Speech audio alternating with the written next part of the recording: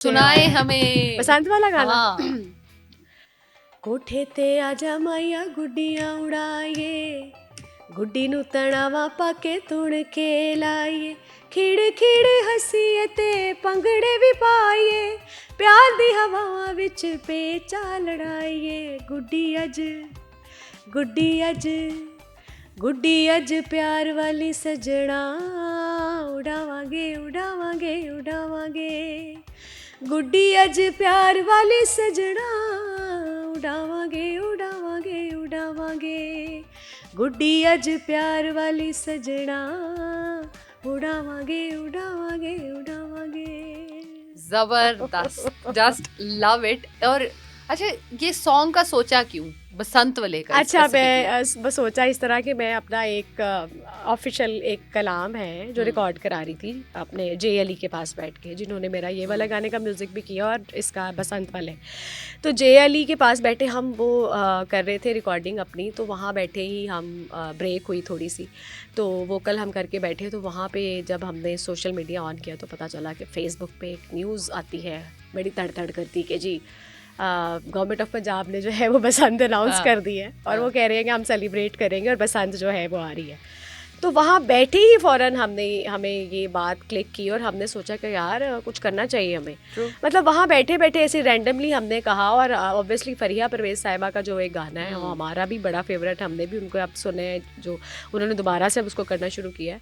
तो उनके गाने के अलावा मुझे लगता है कि और ऐसा कभी गाना भी नहीं कोई बसंत का ऐसा आया था। भंगड़ेज तो बहुत चलते रहे हैं, बट टिपिकल बसंत के लिहाज से एक फ़रिया जी को ये क्रेडिट जाता है कि उनका गाना है।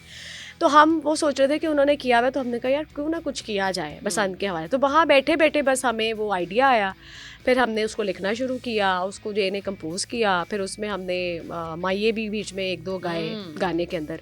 तो वो पूरा जो भंगड़ा स्टाइल है ना वो हो गया। और वो फिर हमें खुशी हुई कि हम इस त्यौहार के हवाले से अपना एक ऑफिशियल गाना जो है वो लॉन्च करेंगे। तो बस ऐसे फिर वो बसंत को थोड़ा सा इसी में ही रिवाइव भी करते हैं। फरीहा जी वाला भी अगर आप गाना चाहें तो उसकी भी कोई एक या दो लाइनें। बिल्कुल।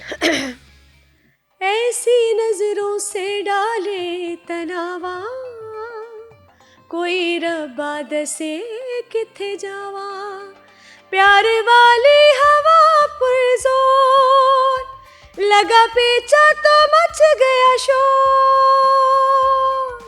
के दिल हुआ बोकाटा, के दिल हुआ बोकाटा, पतंगबाज सजना से, पतंगबाज बलमा से, आंखों आंखों में उलझी डोर, लगा पेचा तो मच गया शोर,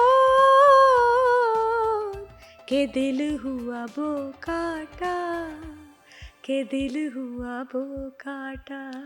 अमेजिंग एंड ब्यूटीफुल। मैं कहती हूँ कि हम वाकई बड़ा सुन भी रहे हैं आपका गाना, तो मैंने तो बड़ा एंजॉय किया, और ये वाला उससे ज़्यादा मैंने एंजॉय किया है। बिल्कुल बिल्कुल। ये तो फरिया जी का माशाल्लाह मेरे ख्याल से उनकी हिट होने का, फेम होने का गाना ही है। आप ऑलरेडी फेमस हैं बहुत, अदरवाइज मैं आपको कहती कि आपका बसंत वाला भी आपको ऐसे ही एक पीक दिखाएगा इंशाल्लाह। देखिए मैं समझती हूँ डॉक्टर साहिबा के काम जो भी हम करते हैं ना, अल्लाह ताला भी कहते हैं कि आपकी नीयत, आपकी जो काविश है, आपका जो हार्ड वर्क होना है वो होता है तो फिर वो भाग रंग लग जाते हैं। बिल्कुल। बट मैंने कभी भी अपने इस पूरे अरसे में, क्योंकि मैं अभी भी अपने आप को स्टूडेंट ही समझती हूँ, मैं समझती हूँ मौसीकी का काम ऐसा है जिसमें आप अपने आप को उस्ताद नहीं खिलवा सकते। मेरी जॉब का जो भी मेरा हिस्सा है या मैं एक इदारे में कर रही हूँ, बट मैं उसमें भी मैं बहुत सी चीज़ें बच्चों से सीखती हूँ। बट मैं कहती हूँ कि हम जो भी काम कर रहे हैं ना, हमने कभी भी उसको इस नीयत से नहीं किया कि नहीं अब ये किया है तो बस ये हो जाए हिट या लोग इसको पसंद। देखें बहुत सारी चीज़ें मार्केट में लानी पड़ती हैं, लोगों का मिजाज देखना पड़ता है, म्यूज़िक का मिजाज देखना पड़ता है, तो आहिस्ता आहिस्ता चीज़ें होती हैं। बट जो लोग काम करना चाहते हैं ना वो काम करते ही रहते हैं। अब वो हिट कब होना है, वो अगर हम उसके साथ वो अल्लाह जाने, टाइम मैच करके या कुछ करना हो तो फिर तो हम काम करें ही ना।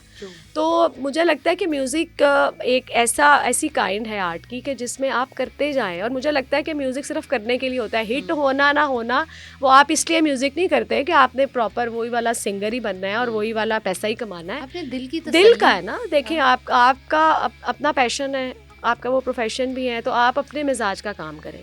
और अगर आप काम कर रहे हैं तो मैं समझती हूँ काम करना ही हिट होना होता है।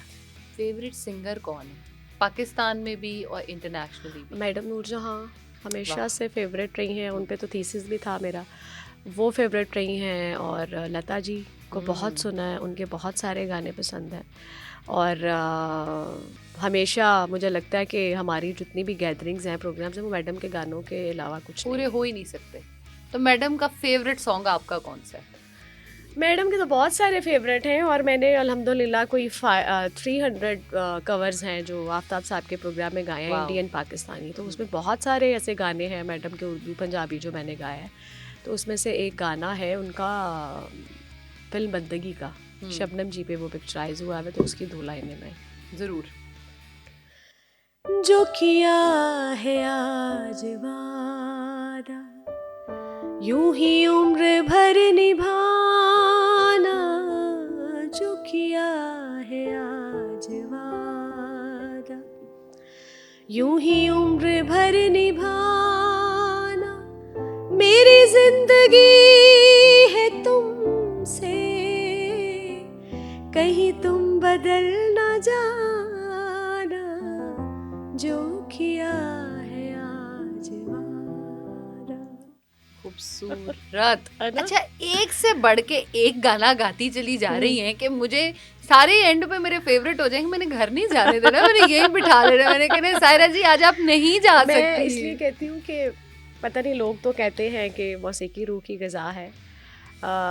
तो अभी तक जो मैंने इस पे जितनी भी प्रैक्टिकल है मेरा, तो मैं इसको थेरेपी कहती हूँ। कि मेडिकली अगर हम देखें ना तो एक थेरेपी है।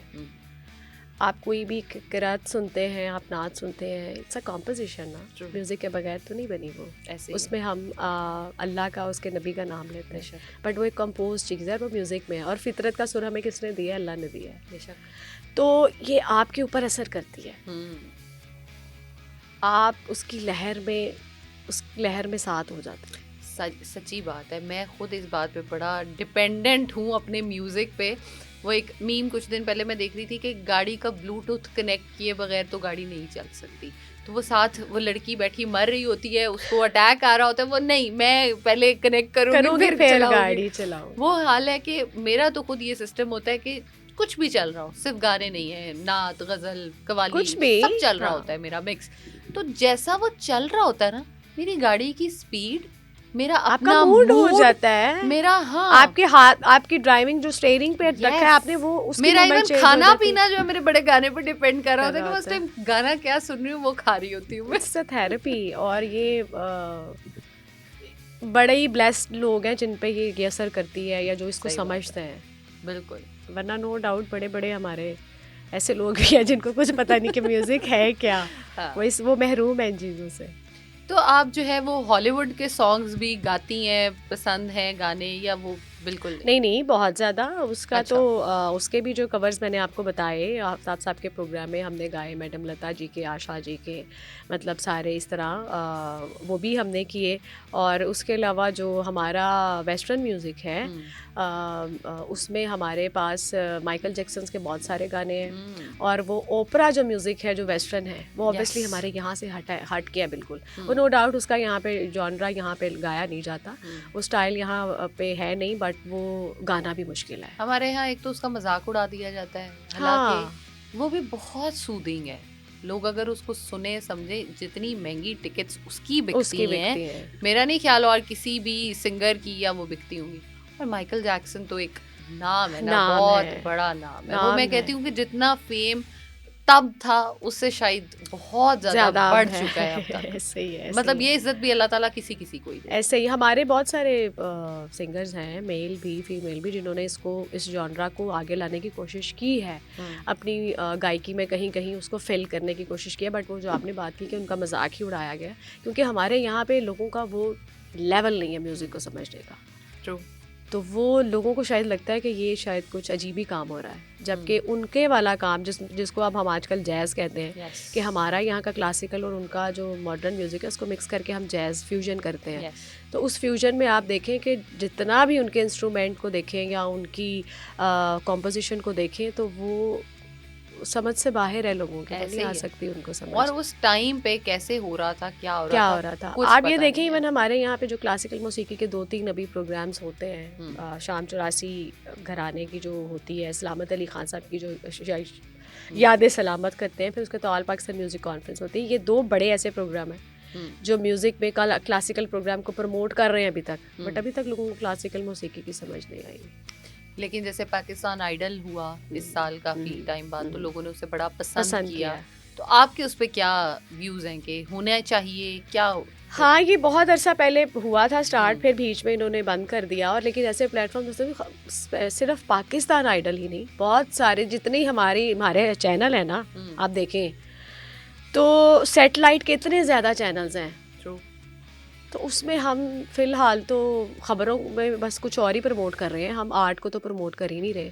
तो बहुत सारे चैनल्स ऐसे हैं जो अगर डिसीजन लें, जो करना चाहें तो कर सकते हैं, और इसी के थ्रू हमारे पास इतना टैलेंट निकल आएगा। सही बात है। लेकिन वो बाद में ये भी डर है ना, कितना टैलेंट निकाल के हम कहाँ भेजेंगे। ना हमारी फिल्म रह गई है, ना हमारा ड्रामा रह गया है। अब मैंने जब सारा ये सिलसिला हमारा शुरू हुआ किया, तो मैंने एक मूवी का गाना भी किया, लेकिन वो हमारे लिए ये बदकिस्मती की कि उस वक्त लाहौर में जो है ना, वो प्रोडक्शन फिल्म की, ड्रामा की ख़त्म हो चुकी थी।